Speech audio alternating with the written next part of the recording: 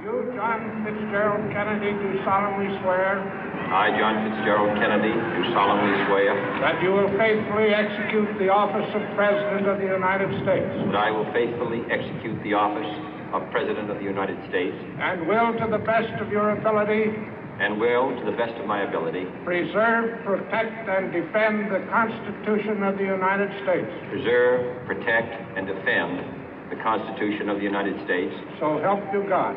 So help me God.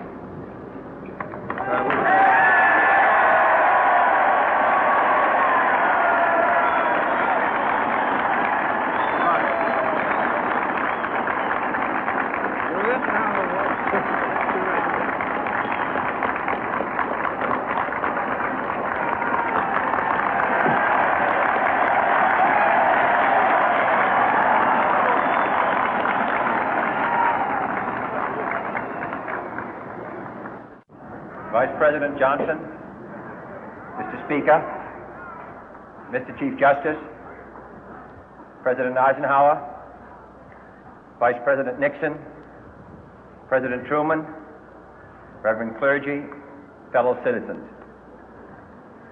We observe today not a victory of party, but a celebration of freedom, symbolizing an end as well as a beginning, signifying renewal as well as change.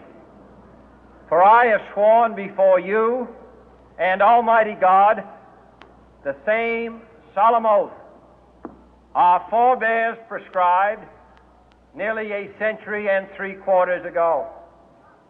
The world is very different now, for man holds in his mortal hands the power to abolish all forms of human poverty and all forms of human life. And yet the same revolutionary beliefs for which our forebears fought are still at issue around the globe. The belief that the rights of man come not from the generosity of the state, but from the hand of God. We dare not forget today that we are the heirs of that first revolution. Let the word go forth from this time and place to friend and foe alike that the torch has been passed to a new generation of Americans born in this century, tempered by war, disciplined by a hard and bitter peace, proud of our ancient heritage, and unwilling to witness or permit the slow undoing of those human rights to which this nation has always been committed and to which we are committed today at home and around the world.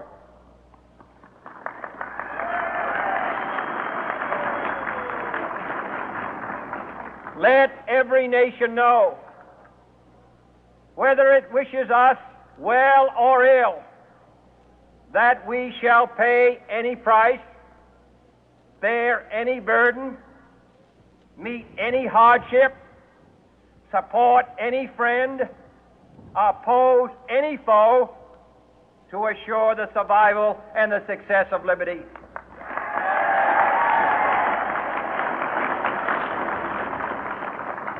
This much we pledge and more.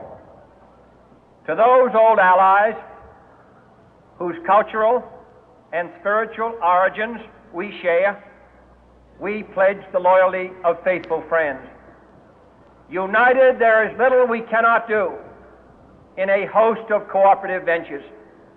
Divided, there is little we can do, for we dare not meet a powerful challenge at odds and split asunder. To those new states whom we welcome to the ranks of the free, we pledge our word that one form of colonial control shall not have passed away, merely to be replaced by a far more iron tyranny. We shall not always expect to find them supporting our view, but we shall always hope to find them strongly supporting their own freedom, and to remember that in the past, those who foolishly sought power by riding the back of the tiger ended up inside.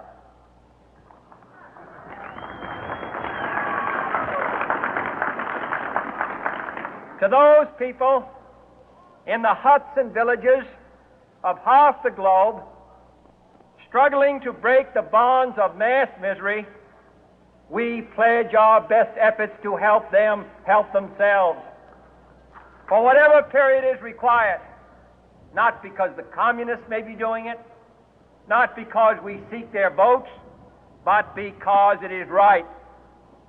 If a free society cannot help the many who are poor, it cannot save the few who are rich.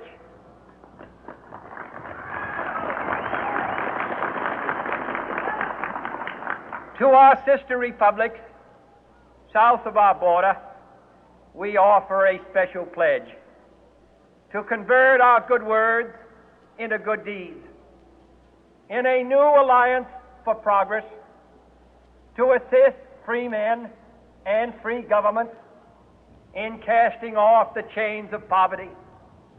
But this peaceful revolution of hope cannot become the prey of hostile powers. Let all our neighbors know that we shall join with them to oppose aggression or subversion anywhere in the Americas. And let every other power know that this hemisphere intends to remain the master of its own house.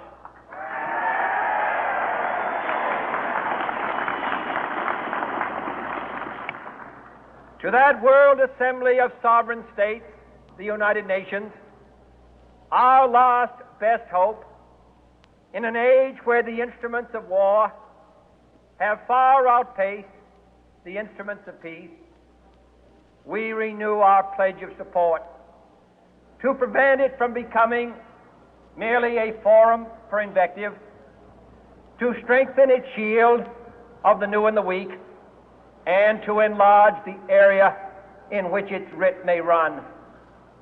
Finally, to those nations who would make themselves our adversary, we offer not a pledge, but a request that both sides begin anew the quest for peace.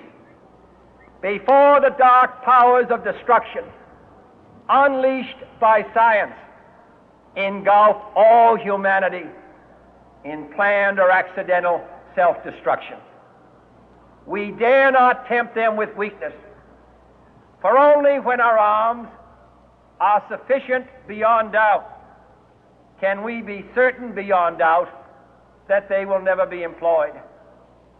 But neither can two great and powerful groups of nations take comfort from our present course, both sides overburdened by the cost of modern weapons, both rightly alarmed by the steady spread of the deadly atom, yet both racing to alter that uncertain balance of terror that stays the hand of mankind's final war.